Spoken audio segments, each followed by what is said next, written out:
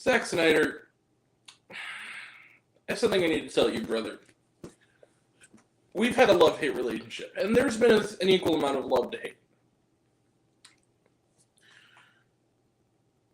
I don't want to see any more of this. Please don't make me. You're going to make me. Super. Yeah. Do the thing. Here's some money. Go see a Star Wars. Ow! Oh my God.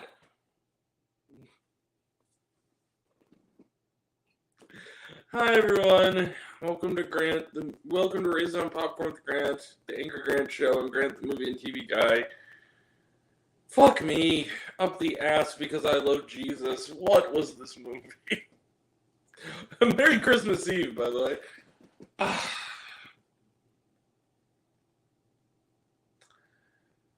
Alright. So Rebel Moon Part 1, A Child of Fire, I think that's what it's called, is directed and co-written by Zack Snyder. Zack Snyder! Who has done Dawn of the Dead, which was great. 300, which was really good. Sucker Punch, which I am in a very small boat of people who actually kind of liked it. Watchmen, which I loved. Man of Steel, which I also thought was pretty good. And then Batman v Superman. The Snyder Cut, that was alright. Army of the Dead, that was alright. Honestly, Guardians of the Ghoul, it was alright. So, now we get to Rebel Moon. So, this apparently is in the same universe as Army of the Dead. It is the first in a planned cinematic universe, kind of, starting as a two-part film. Yeah, this is only part 1. Part 2 is coming on April 19th. And yes, I'm going to watch it because I'm invested now. And yes, we're going to review it. But, so Rebel Moon, it's Star Wars. It's a really shitty, dead serious, shit-colored version of Star Wars. That is all this is. But really boring and not fun. So essentially, you know the first 2 hours of Attack of the Clones? Imagine if that was, and without the Geonosis gladiator battle, but all the Anakin and Padme scenes. Imagine that if it was a whole movie. And you have Rebel Moon Part 1. Fuck this movie. Fuck this movie.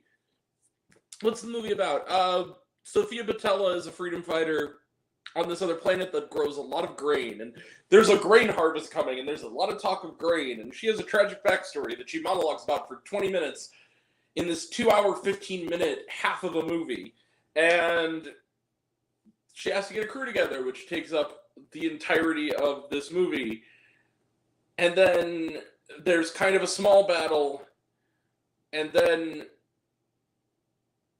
it's anticlimactic because it's a setup for things to come, cliffhanger.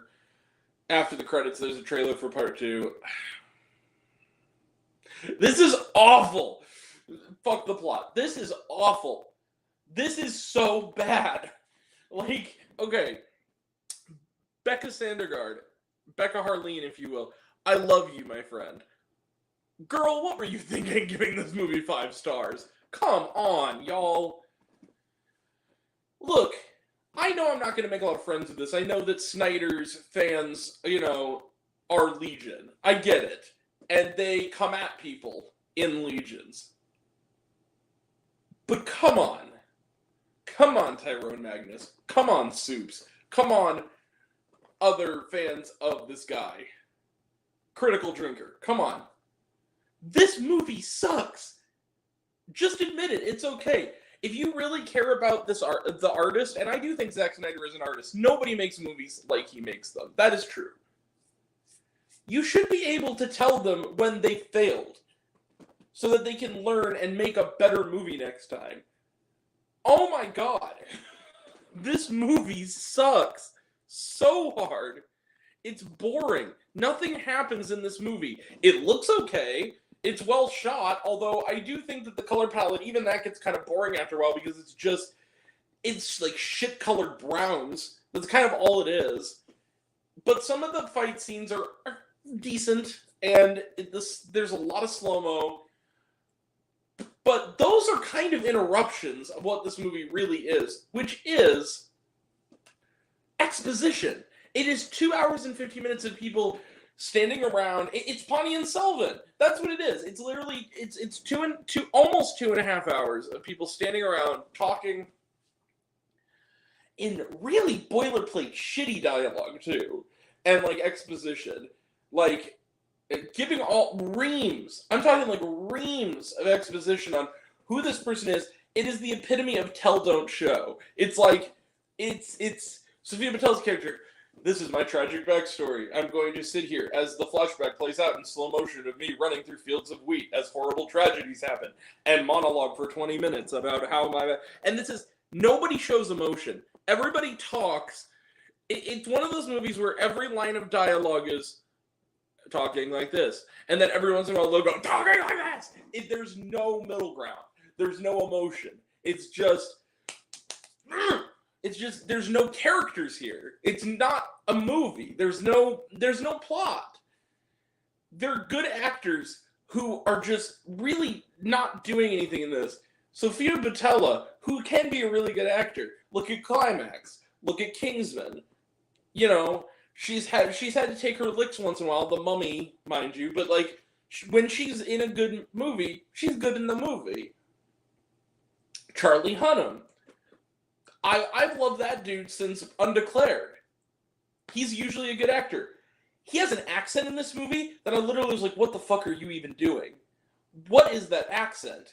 It sounds like freaking Hugh Grant if he gargled marbles. What the fuck is that? Ed Skrein, really good in Deadpool. There are all these actors that are really...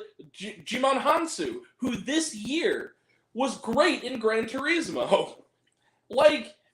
And he has this really, really sanctimonious speech about how, toward the end of this movie, about how what we've done here is a symbol of how the oppressed can overcome the oppressor. Fuck off! You didn't earn that. You didn't earn that message, movie. Anthony Hopkins is here to have 2 lines as a robot. Like, what a waste! What a waste of good actors. Michael Shannon is there to look creepy and be dispatched. It's like all these actors who are Cleopatra Coleman is there to sprout exposition and then just kind of disappear, I guess, until the next movie. All these actors who are good actors, like, and they just have nothing to fucking do. It's absurd. It's like, and they're all dressed in these really ridiculous, like, space opera costumes. You know what this is? People are saying it's a Star Wars knockoff. It is, but I actually would go one, but it's a Dune knockoff. This is basically like, this is Dune without the heart. This is Dune without the emotion or characters. Even the fact that it's 2 parts. Here's the distinction. I haven't seen Dune Part 2 yet. It doesn't come out till March. But I've seen the first one, and I loved the first one.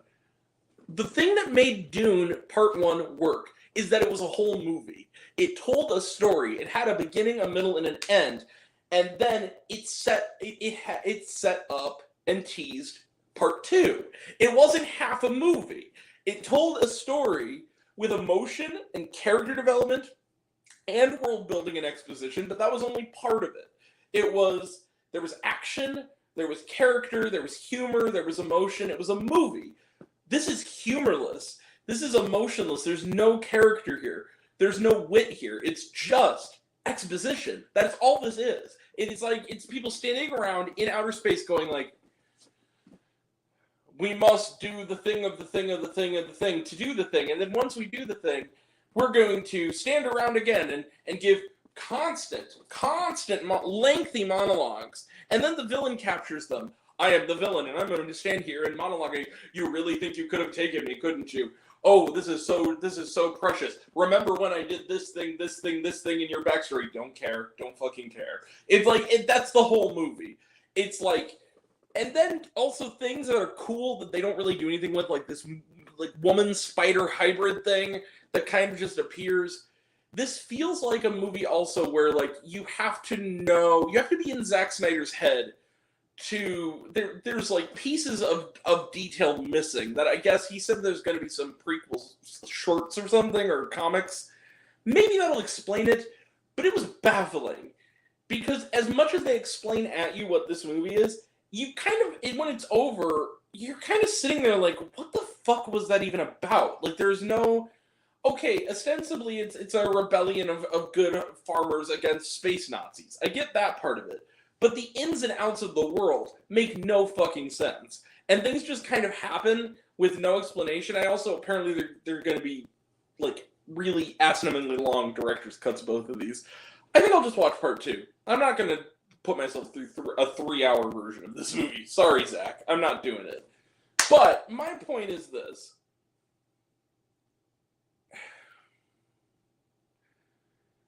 Movies have to be movies. You have to have, like, character development. Movies don't just make themselves. You can't just have characters standing around doing nothing. No character, no mood, no emotion into the audience, no plot. And again, plot is not always a necessity. But, like, you have to create a mood. You have to create some semblance of something happening. Nothing fucking happens. And then it just stops. And you know, see you in April. Literally, the last thing you see in the movie is end part 1. That is it. Fuck off, movie. This made me so angry, and it's way too long for what it is, which is literally just the bulk of the plot of this movie is assembling the troops. It is literally assembling people who are going to do shit and apparently going to do shit in part 2. And then when you get to the trailer, there's like a teaser trailer after the credits. Like the credits end, not after the credits, but like the credits end, and then Netflix autoplays into this trailer. And I watched it, and from what I can gather, a majority of part 2 is training montages. Like the majority of what they show, at least in that little, minute and a half little trailer for it. It looks like it's just training montages. And then a battle happens. Maybe in the last 20 minutes. Why did this need to be 2 movies? I don't understand. Zack Snyder, you can do movies that are 2 hours and are good. It's not impossible. You don't need to make something 4 hours long or 2 movies long to get an impact on people. You don't. You just have to make a good movie. That's it. Fuck. Oh, this movie. I'm done. I fucking see you in April, because yeah, we're watching part 2, The Scar Giver. But also, that was such a stupid. It's I'll tell you something I put in the group chat that Mike, our friend Mike from Movies and Trains, liked a lot. And here's the thing, I'm gonna go into part 2 with hope that it'll actually be an improvement. I do. I don't want this one. It's an original sci-fi property. I don't want it to fail. Like, I welcome that. The Creator is one of my favorite films of the year. But stuff happened in The Creator. There was like there was character to that. There was emotion to that. Okay, I'm stealing this a little bit from Riff Tracks, so forgive me, Mike Nelson. But I said opening narration as translated by me. Vice Chancellor Uggy Buggy and Dark Buttcrack are rendezvousing on the planet Ovaltine. Meanwhile, General D.B. Snossageberry fights the dreaded Cameltoians. Wow, you really understand this whole Lucas thing. Have $20 billion. That's all I was thinking about during this entire movie. It was like, the Scar Giver. You know what it reminded me of? You remember that Saturday Night Live, like when The Maze Runner was coming out? Which I actually liked the Maze Runner, the first one and the third one. But they talked about how, like, every movie is like is a dystopia. So they did like a fake movie trailer called The Group Hopper with Pete Davidson, where it's like all of them in one, but it's like he's in a group and he's gonna hop out of it. Like, and the whole thing is just people going like, "You're an ever never, but you're gonna become a Trugadorian very, very soon." It's like all these stupid lines, and you just, we only held hands, but I'm pregnant with your baby. Well, that sucks. You know, it's like, it's that kind of, like, that's kind of this movie. It's like people standing around talking about, like, you're a Tridarian who used his mana and his, you know, his scepter of Zeus to freaking kill the shifties. It's like, it's that kind of the Scar Giver. It's like, come on, Snyder, you can fuck this movie. No, seriously, that's where we're gonna end it here. Just fuck this movie. 0 stars. Middle finger of kindness. I genuinely, but with that said, I genuinely hope part 2 is better. I do. I genuinely do. Because it can't be worse. Hopefully now that the BS is out of the way, we can actually get a movie here. Because, my God, this was not one. Sorry. Just gonna say it. It's bad. Really, really, really, really fucking bad. Anyway, but that's done. 0 stars. Rebel Moon Part 1, A Child of Fire. My voice, I feel like I'm starting to lose my voice. And that can't be. So, yeah, that's it. Trailer Trashanon, watched it on Netflix. Was there shawarma? No, there was not. But like I said, if you stay to the reload screen, they do have a trailer for Part 2 that is following the movie. Whatever. Anyway, yeah, that's it. All right, that is it. Merry Christmas Eve, everyone. We're taking a break tomorrow for Christmas, and then also on the 26th, we'll have a review of The Color Purple. We'll have some catch-up reviews, and then on the 31st, we will have Time Bomb Y2K. Also on the horizon, hopefully before the year is out, we'll have reviews up for Loki Season 2 and What If Season 2. And then also, I've been watching. I'm caught up on What If. I just wait until the season's done to talk about it. And also look out on my second channel. Before we do the stream, speaking of Becca Harleen has made a wonderful montage of my favorite films of the year. I sent her the list, and that should be ready to go soon. So look out on my second channel for that. Very, very, I'm sure it'll be terrific. It always is. She does a really good job. And we also have on the horizon, you know what? I might be doing a video retrospective on Letterkenny. Letterkenny is ending on day after tomorrow. The final season is coming out, and once I finish it, I kind of want to do a video on why I think Letterkenny was the best sitcom on TV the last few years. So that's coming up, and that'll all be next time. And until next time, I'm Grant the Movie and TV Guy. I see it all, and I'm happy to share it with you. I love you all. I appreciate you all. I love you all, class dismissed. I love you 1,000. Be kind to one another. If you like this video, like, subscribe, do all the things. Yeah, that's right. It's Angry Grant Show mode. Like, subscribe, do all the things. Take care of yourself. Take care of your mental health. It's incredibly important. And I want to know down below, what did you think of Rebel Moon Part 1, Child of Fire? Did you like the movie?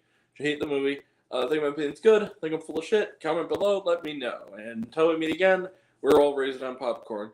Make mine with extra butter. Catch you guys next time. Merry Christmas. Happy holidays. Happy Festivus for the rest of us. Happy Merry Christmas, Hanukkah, Kwanzaa to all of you. And I will see you very soon. Take care, everyone. Happy holidays. Bye. Oh, what up, Jason? Good for you, Luke. Hey, Luke, what's up? All right. He said he thought it was disappointing, but he didn't hate it. Well, okay, cool. Take care, everyone. Bye.